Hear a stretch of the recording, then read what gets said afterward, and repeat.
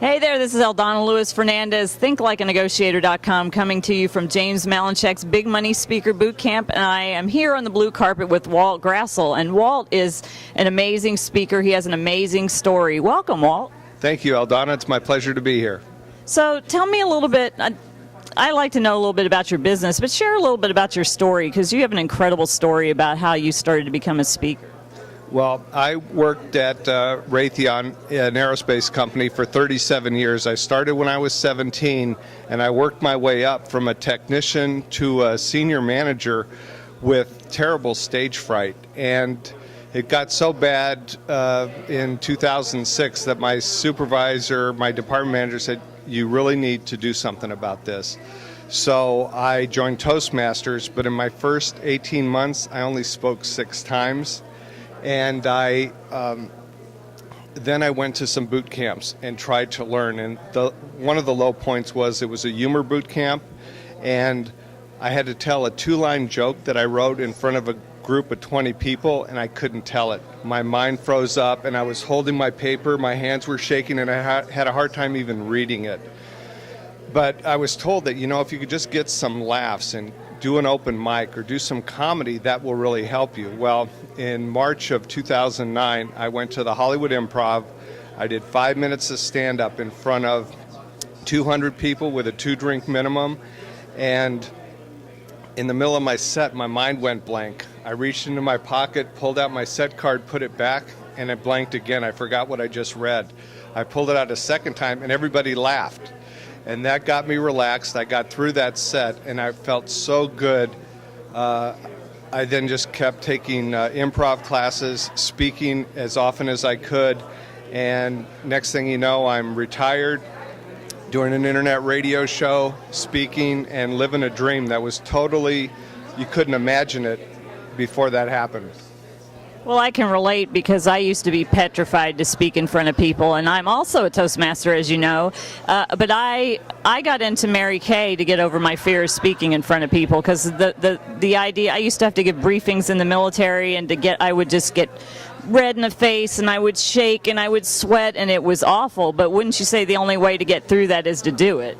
Yeah, to do it. Now, I did the same thing with briefings, and I probably briefed maybe even some of the same people you did, because you worked right down the street, and we were at some of the same Toastmaster conferences. I was aware of you before we actually connected.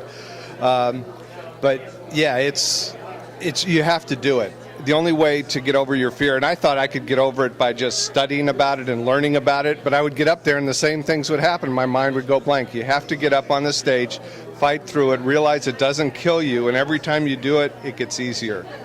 Yeah, definitely. And you're a fabulous speaker now, and you have this great radio show, Stand Up and Speak, and you're really helping a lot of people have hope that they can be better speakers.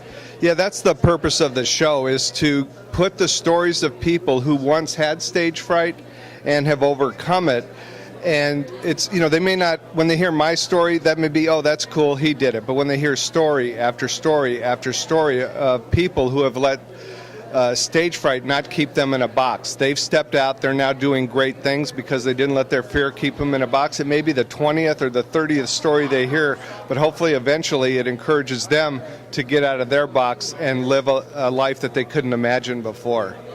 And too many times, well, here in America, we're in a microwave society where we want to just flip a light switch and be an instant expert. I'm going to be a powerful speaker in an instant. I'm just going to flip a light switch, go out there and speak. But people don't like to hear the word work, but I always say the power's in the work. If you do the work, you'll have the power. And there's that perturbation point where you come up against it, where you feel like, oh my gosh, I can't do this, I can't do this. And you have 2 choices. You're either going to go through it or you're going to turn around and go back to where you were.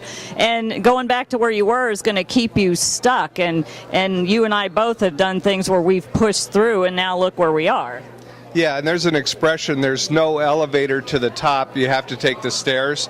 You have to put in the work, and if you're climbing up the stairs to get there and you get tired or you get some resistance, regroup and then just take the next step, and eventually you'll get where you want to grow. We heard Rudy Rudiger last night talk about not giving up and persevering, and every time you run into an obstacle, you have a choice. Like you said, you can quit or you can push through it. And if you need to change what you're doing to get through it, change it. But the bottom line is, if you persevere, you can reach your goals. Just keep going and going and going.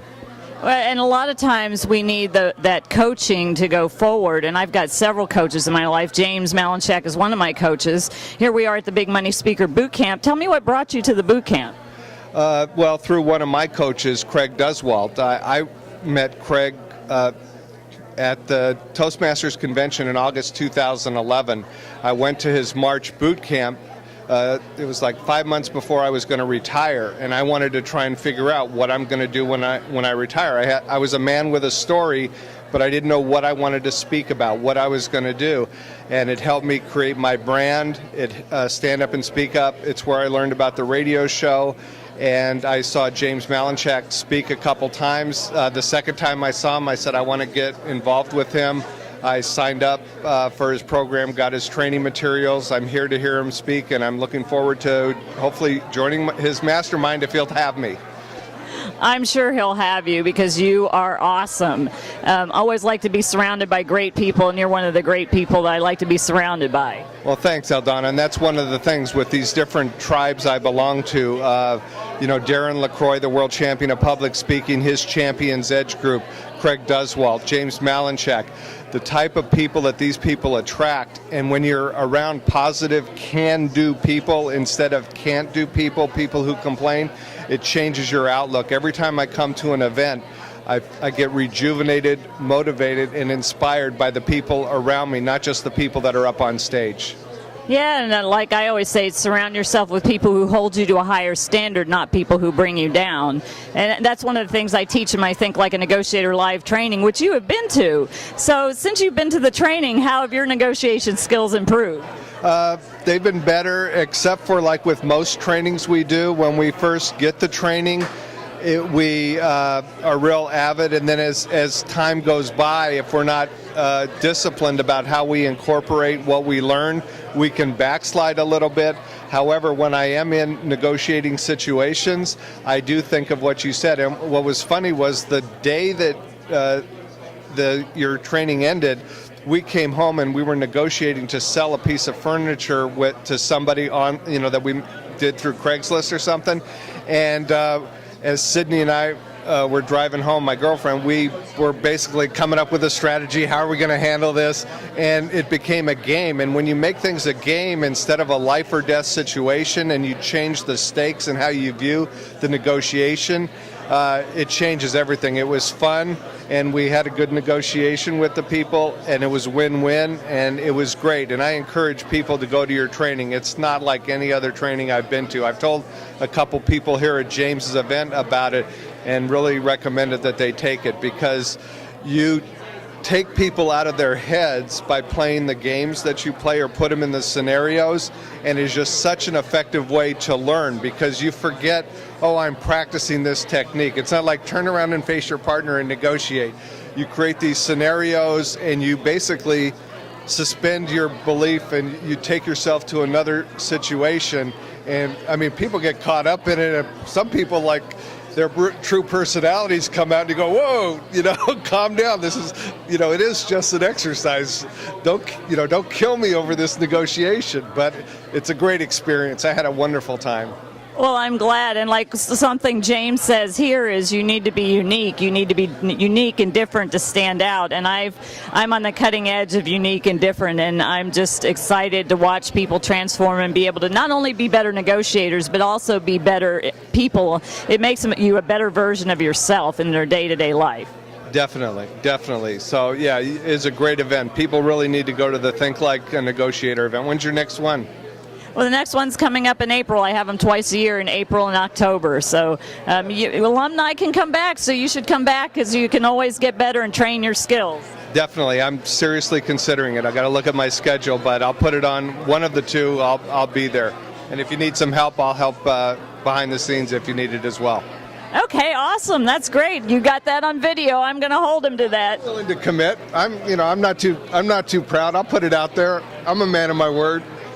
Awesome. That's wonderful. As I always say, awesome sauce. So do you have anything to add?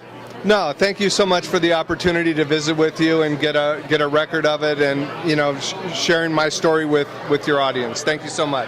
Where can people find you online if they want to contact you? WaltGrassl.com, and the last name is spelled Grassl. You can find a link to the radio station page, listen to my show, listen to podcasts of past shows. I have blog articles, I have magazine articles. Find out about me and connect with me through my website.